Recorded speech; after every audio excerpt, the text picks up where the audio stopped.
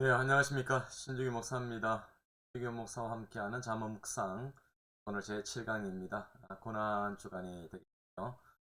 좀 더 예수님의 사랑, 또 예수님의 그 은혜, 예수님의 십자가로 가까이 가는 여러분 합니다.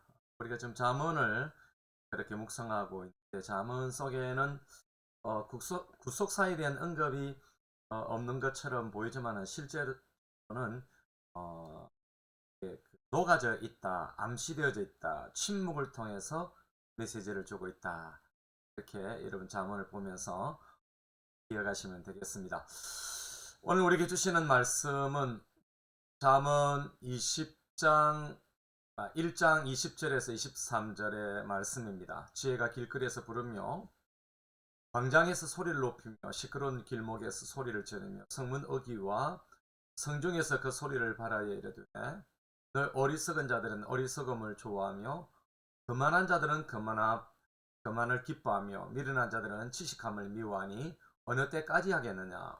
나의 책망을 듣고 돌이키라. 보라, 내가 나의 영을 너희에게 부어주며 내 말을 너희에게 보이리라. 아멘. 오늘 이 말씀으로 저는 지혜가 나를 부른다라고 하는 제목으로 여러분들과 함께 말씀의 은혜를 받고 함께 묵상하기를 원합니다. 지혜가 길거리에서 부른다라고 그렇게 돼 있죠. 의인화되어진 그런 지혜는 어리석은 사람을 부르고 있습니다. 유혹이 많은 길거리에서, 광장에서, 시끄러운 길목에서도, 성문 어귀와 성중에서도 지혜는 소리를 지르는 것입니다. 여러분, 여기에서 지혜는 하나님의 계시된 지혜로서 모든 훈련과 법이기도 합니다. 구약적 측면에서는 하나님께서 기록된 말씀에 의하여서나 혹은 모세의 율법에 의해서 혹은 제사장의 입술로나 자기의 종된 예언자들을 통하여 길거리나 사법재판소에서 소리를 높여 선포하듯 명백히 그들에게 경고를 하셨습니다. 반면에 여러분, 신약적 측면에서는 그리스도께서 바로 그 지혜 그 자체이죠. 하나님께서는 이 영원하신 말씀을 통해 그에게 말씀하시고 또 그에게 모든 심판을 맡기셨던 것입니다.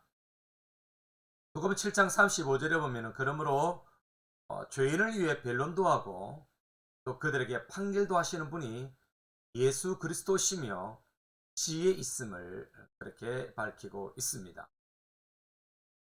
오늘날 그리스도인들에게는 성령님을 통해서 예수님은 지혜의 목소리를 내시며 말씀이 지혜의 소리이며 성령님을 통해서 말씀은 우리에게 외치고 있다는 사실을 기억할 필요가 있습니다.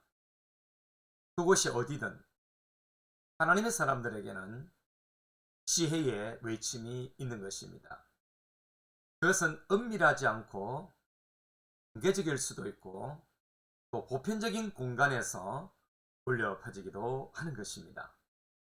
뿐만 아니라 그 지혜의 목소리는 어리석음을 좋아하는 어리석은 자들에게와 교만을 기뻐하는 거만한 자들에게와 지식을 미워하는 미련한 자들에게도 동일하게 외치고 있습니다. 그리고 어느 때까지 그를 하겠느냐라고 그렇게 경고합니다. 어느 때까지. 이것은 하늘이 하나님께서 죄인들의 회심과 개선을 바라고 계시며 그들의 파멸을 원치 않으신다는 사실을 말씀해 주고 있는 것입니다. 이 말씀은 하나님이 그들에게 고집과 지체함을 즐거워하시지 않으시고 은혜를 베푸시게 될 때를 기다리시고 이 사건을 그들과 기꺼이 변론하신다는 것을 의미하고 있는 것입니다. 그리고 지혜는 권면을 합니다. 지혜의 책망을 듣고 돌이키라는 것입니다. 즉 방향을 바꾸라는 것입니다. 그러면 하나님께서는 자신의 신, 즉 영을, 성령을 부어 주어서 힘을 주실 것이라고 말씀하고 있습니다. 그리고 말씀을 보이시겠다고 말씀하십니다. 즉 회개하고 돌아서기만 하면은 성령을 부어주겠다고 하시며 지혜의 말씀을 보이시겠다고 약속하고 계시는 것입니다. 자, 이런 잠언을 우리가 이 잠언을 보면서 세 가지로 적용해 보기를 원합니다. 첫째는 성령님을 통한 지혜의 외침을 들을 수 있어야 한다라고 하는 것입니다. 우리가 악한 일을 할 때 이런 마음의 갈등이 생기지 않습니까? 그 속에서 우러나오는 성령님의 외침에 우리의 생각이 부딪히게 되어 있습니다. 그때는 성령님의 지혜의 외침인 줄 알아야 하는 것입니다. 더 급할 때는 누군가로부터 전화가 오거나 문자가 오면서 그 악한 길에 가지 않도록 성령님이 환경으로부터 브레이크를 걸어올 때가 있는 것입니다. 이때 지혜의 외침을 외면하고 악한 자와 함께 미혹된 길로 나가면 돌이킬 수 없는 실수의 자리에 서게 되는 것입니다. 하나님의 사람들은 이 지혜의 소리에 민감할 수 있어야 합니다.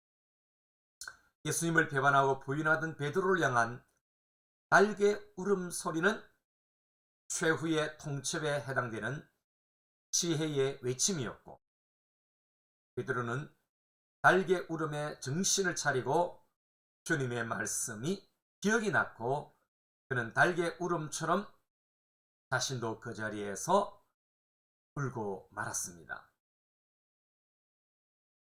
반면 예수님의 성만찬 자리에서 예수님을 배반할 자가 있으면 다른 유다는 내가 떡 한 조각을 적시다 주는 자가 그니라고 예수님이 그렇게 말씀하시는데, 그리고 가룟 유다에게 주었지만은 그는 지혜의 외침에 길을 막아버렸고 회개하지 않았던 것입니다.